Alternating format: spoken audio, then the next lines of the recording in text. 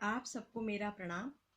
आज मैं कली हनुवाणी बुक के 5वें चैप्टर मृत्यु को हराना की समरी आपके सामने प्रस्तुत कर रही हूँ।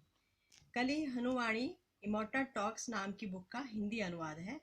आध्यात्म में रुचि रखने वालों के लिए यह बुक बहुत ही रोचक और ज्ञानवर्धक है। उर्मी के पिछले जन्म के वे दृश्य जो इस जन्म में रोग का कारण थे, अब उजागर हो चुके थे। हनुमान जी ने अश्विन देवों को कहा, इसका यह बुरा रोग तब समाप्त होगा जब वह रवि से मिलेगी। अश्विन देवों में से एक बोले, ऐसा कैसे संभव है हनुमान जी? उर्मी तो पहले कभी इस जंगल से बाहर नहीं निकली है और रवि यहाँ से सैकड़ों मील दूर रहता है। उर्मी रावण के नगर के पास है और रवि राम के नगर के पास। उनकी संस्कृति, भाषा, चाल चलन सब एक दूसरे से भिन्न है। उनमें कोई भी समानता नहीं है।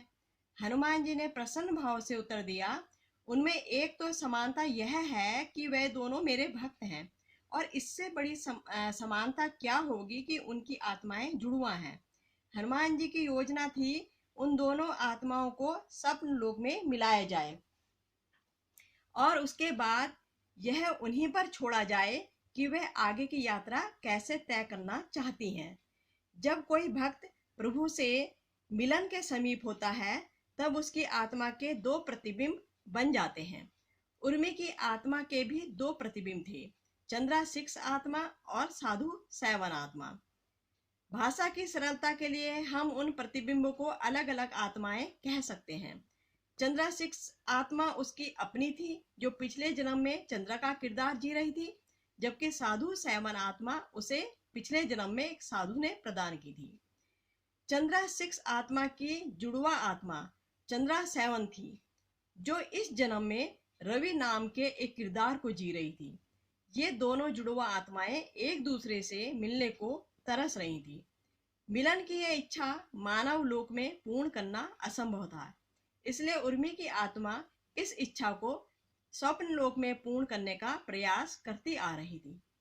वहां से मीलों दूर रवि नाम का एक युवा अपने कार्यालय में किसी समस्या का हल ढूंढने पर काम कर रहा था।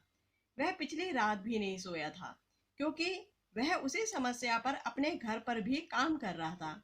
कई घंटों के प्रयासों के पश्चात उसे अपनी समस्या के समाधान का एक विकल्प मिला था। परिणाम नकारात्मक निकला। आशा का दीपक बुझ गया और उसे कुर्सी पर ही नींद आ गई। उसे सपना वही आया जो उसे प्राय आता था। उसने एक अनजान महिला को रोते हुए देखा। कहीं न कहीं उसके मन में यह भाव था कि वह उस महिला के दुख का कारण था। तभी हनुमान जी ने उस स्वप्न में प्रवेश किया, ताकि वे उन दोनों आत्माओं का मिलन करा सके। रवि और उर्मी दोनों ने सपने में एक दिव्य वाणी सुनी, जो उनका नाम पुकार रही थी। वे दोनों अनायास ही एक प्रकाश की आकृति की ओर खिंचते चले गए। उस आकृति ने हनुमान जी का रूप ले लिया। कुछ क्षण पश्चात उन दोनों ने पुनः वह दिव्य वाणी सुनी, जो उनका नाम पुकार रही थी। रवि नींद से जागा तो उसने पाया उसके कार्यालय का एक साथी उसका नाम पुकार रहा है। उर्मी की नींद खुली तो उसने हनुमान जी को अपना नाम पुकारते हुए पाया।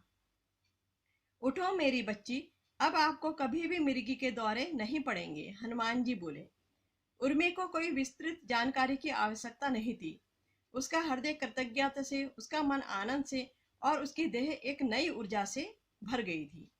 केवल हनुमान जी जानते थे कि उसकी आत्मा साधु 7 और रवि की आत्मा चंद्रा 7 की अदला बदली हो गई थी।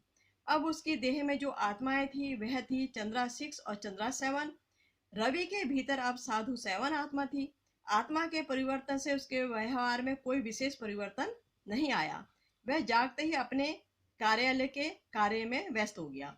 उसे नहीं पता था कि उर्मी नाम की किसी कबीलाई महिला के साथ उसका कोई पिछले जन्म का संबंध है। इससे पहले कि हनुमान जी अपना व्याख्यान शुरू करते, उन्हें वहां पर मृत्यु के देवता यम की उपस्थिति अनुभव हुई। उनकी मुस्कान गंभीरता में बदल गई। वहां पर दोनों अश्विन देव भी उपस्थित थे। उन्होंने यम के पास जाकर पूछा, हे यम, आप यहाँ पर क्यों हैं? यहाँ पर तो कोई अपनी मृत्यु शैया पर दिखाई नहीं दे रहा। उर्मी, यम ने भाव रहित स्वर में उत्तर दिया। क्या? दोनों अश्विन देव एक साथ बोले। हे यम, क्या आप देख नहीं रहे हो? और कोई नहीं, स्वयं हनुमान जी उसकी रक्षा कर रहे हैं। जो भी उसके भाग्य में लिखा है वह तो होना ही है।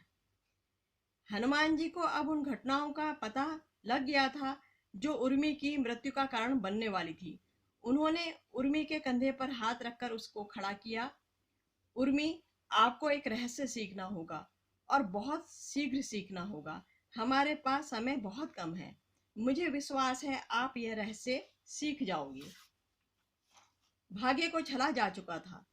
पेड़ की टहनी जो गिरकर उर्मी की मृत्यु का कारण बनने वाली थी, गिरी ही नहीं। यम ने देखा कि उर्मी की देह एक पल के लिए उस पेड़ के नीचे ठहरी और उसके बाद बिना किसी हानि के आगे बढ़ गई। हनुमान जी ने संतोष की मुस्कान बिखेरी। उर्मी की आत्मा उसकी देह रूपी घर से अलग हो गई थी। काल! यम क्रोध से चिल्लाए। समय के देवता काल प्रकट हुए। काल ने हाथ जोड़कर यम को बताया, यम मेरे भाई, मेरा गणित मिथ्या नहीं था। उर्मी की मृत्यु का अनुभव 11वें पल शुरू होने वाला था, परंतु उसकी आत्मा। यम ने काल के कथन को पूरा नहीं होने दिया। उन्होंने बलपूर्वक वायु के देवता पवन का नाम पुकारा, जो प्रकट हुए। उन्होंने अपना पक्ष रखा। मुझे टहनी गिराकर उर्मी की आत्मा के लिए मृत्यु का अनुभव शुरू करना था, परंतु मैं क्या करता, उसकी आत्मा तो वहां पर थी ही नहीं। यम चिल्लाए, थी ही नहीं क्या अर्थ है? वह पेड़ के नीचे से होकर ही गुजरी है। शांत हो जाओ यम, वह वहां नहीं है, वह तो केवल उसकी देह है, पवन देव ने शांतिपूर्वक कहा। यम तब जाकर शांत हुए जब उन्हें पता चला उर्मी की आत्मा भाग्य के अनुसार मृत्यु का अनुभव प्राप्त कर रही थी, परंतु उर्मी की देह में नहीं, अपितु राम नारायण नाम के एक वृद्ध की देह के साथ जुड़कर। यही तो उसके भाग्य में लिखा था कि उसे मृत्यु का अनुभव जीना है। जब उर्मी की आत्मा वापस उर्मी की देह में आई तो मृत्यु के अनुभव के बारे में कुछ धूमिल स्मृतियां अपने साथ लाई। उसके मस्तिष्क ने उन स्मृतियों के आधार पर निष्कर्ष निकाला कि जैसे उसने कोई बुरा सपना देखा था।